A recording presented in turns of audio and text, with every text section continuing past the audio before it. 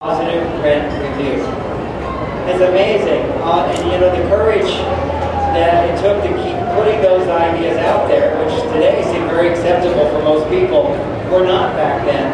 And it was a very challenging thing for me to stand up 10 years before that, which is 30 years ago when I started the ideas. And literally, some people would pick up my seminars and they call me sexist, and I get death threats, and I'm crazy. I mean, hey, I'm just a marriage counselor helping people. What is the big deal here? But it was such a politically charged concept because, in all fairness to that side that was opposing me, it was in the spirit of equality. And equality is what makes the world a better place, without a doubt. But equality doesn't mean we all become the same. So a lot of, in the name of creating equality between men and women, it was about we're all the same and not recognizing any differences. So it's been a great pleasure for me over the years to get the response from those who are open to my ideas. So I'm always happy to see you here, so thank you so much. I was just with John Perkins a few minutes ago, who's a really good friend and someone I admire tremendously. And we were just talking and somebody came up and said, oh, you probably have heard this a million times, how much your book has helped me. And I said to the person, you can tell us a million times and we don't get tired of hearing it. You should know that anybody who puts a message out into the world needs the feedback. May I have your attention, please? We need all along to the front desk. All along to the front desk immediately. Thank you. So what's really been fun for me, and I will share some wonderful insights today that I think will be helpful for you. Maybe if you take away one thing, because that's all men will remember anyway. And I try not to be too many points, because women will remember everything. Then they get overwhelmed, it's like too much. So I'm going to try to limit it down. There'll be some good stories here today. They will illustrate probably some points that will be helpful in your life, whether you're in a relationship or you've been in a relationship. Someone was just sharing before that she hopes that my book will help her. She's starting a new relationship, not make the same mistakes. Another woman said, well, we're getting back together to see maybe this would work. And what I saw, which was amazing to me, people said, did you ever imagine Men from Mars would be such a big success? I could not have imagined it to be that big of a success. I had hoped it would be a bestseller, and certainly it was. But what was most surprising was that everywhere I traveled, because I go around giving keynote talks, and it's not as much now, because I don't know if people recognize me as much, but in the first 10 years, every time I traveled, every time somebody came to me at the airport and said, we were divorced, and we read your book, and now we're back together. It's an amazing phenomenon. And so for the person that came up to me and said, I hope that this will help us get back together, the theme of it is when you read the book, you underline things and you realize, oh my gosh, I didn't know that before. Oh my gosh, I didn't know that before. If I had known that, then I could have handled things differently. So what I have been able to distill are concepts that have helped me and helping couples in my relationship counseling. And so quite often, if you try to change somebody, it's a long journey. But if you can give them an insight they didn't know, then naturally they go, oh, I didn't know that. You mean the door is not here, but it's over here? And they go, oh, it's right there. And they go, oh, I can just reach and open it. But quite often we think the door is here. There's no, it's in the wall. We just bang. One new insight is, I'll talk about right now. But briefly before that, the most recent book, and I have this here, which is called Why Mars and Venus Collide. And I wrote this 20 years later.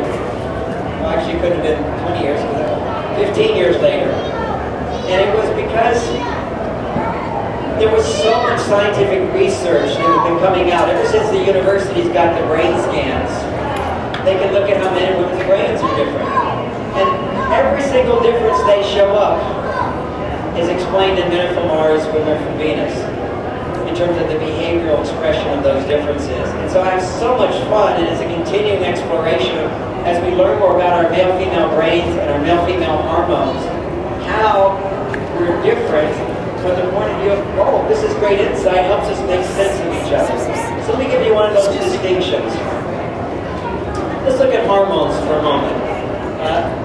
Testosterone.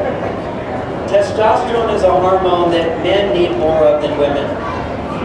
Now what if I said men needed twice as much testosterone to be healthy? Well, that would certainly explain a lot if we understand what testosterone is about. Testosterone's a function of it is not aggression. it emerges inside of us in order to solve problems fast. It actually increases your reaction time. The opposite of testosterone in the body is estrogen. Women, you have way more estrogen than the men in this room. The function of estrogen is to be aware of, on a psychological level, what you feel inside and what you need inside. Testosterone is about goals. I want to achieve that goal. I'm motivated to achieve that goal. I got to do it fast. That's testosterone, solving problems. So for women, it's about exploring what their needs are and what their feelings are. So you get a man and a woman together and she's under stress. Her estrogen's going to cause her to suddenly go, I need this, I'm not getting that, this doesn't look good, but this looks good. Suddenly her brain has at least 8 times more activity than a man's. This is like amazing. Now you can see this in brain scans. Under stress, women's brains speed up. At the end of the day, it just keeps spinning out. For men, at the end of the day, you do a brain scan, blood flow stops to the brain. As soon as the sun sets, this is real science here. I mean, it's a good joke too, but it's real science. Is that when the sun sets, a guy's done his day's activity. He sits down, and when he sits down, blood flow stops to most of the brain, except back here to keep his heartbeat going and his blood flowing and all that. The consciousness almost completely shuts off. For a woman, she sits down, brain flow increases. The whole brain is active. So you ask her, now what are you thinking right now? And she says, which every woman in this room can imagine, I'm thinking about all the things I should be doing that I'm not doing while I'm sitting here doing nothing. Now can anyone relate to that? This is like togetherness, okay? We're all women here, okay? So that's the brain scan of a woman at the end of the day. The brain scan of a man is nothing. And if you ask him, what are you thinking? What does he say? Nothing. Just knowing that that's a possibility, but it can't be possible. You're withholding, you're mad at me, you're not open to me, you used to share. On the third date, men do talk more than any other time in a relationship. So let's get that one over with. And of course, we do have more the feminized male who's learning to try to talk more and so forth. And a few words out for him. When I talk about my books, the importance of communication, it's the message is men need to be better listeners, not better talkers. Once a man starts talking more than a woman in a relationship, she begins to close down.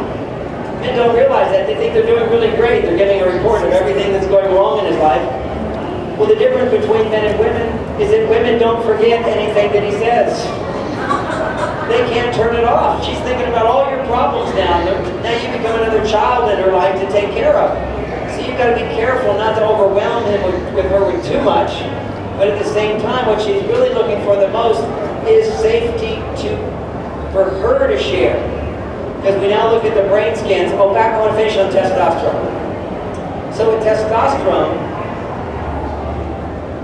it's not just men need twice as much testosterone. It's men need 30 times to 60 times more testosterone than women. See, these are just numbers, so it's hard to imagine. So if a woman has this much testosterone, a man needs this, and it's 5 stories up. There's a huge difference in the amount of testosterone running through a man's body. Now what happens to men is, you've heard about testosterone. Often people associate testosterone with aggression. So you think, oh, we don't want testosterone, that's aggressive. No. The newest research shows that it's not testosterone that causes aggression. At times of aggression, you might have high testosterone because you need faster reaction time. Because you're in danger, you need faster reaction time, and you want to solve the problem, kill it, so to speak, get rid of it.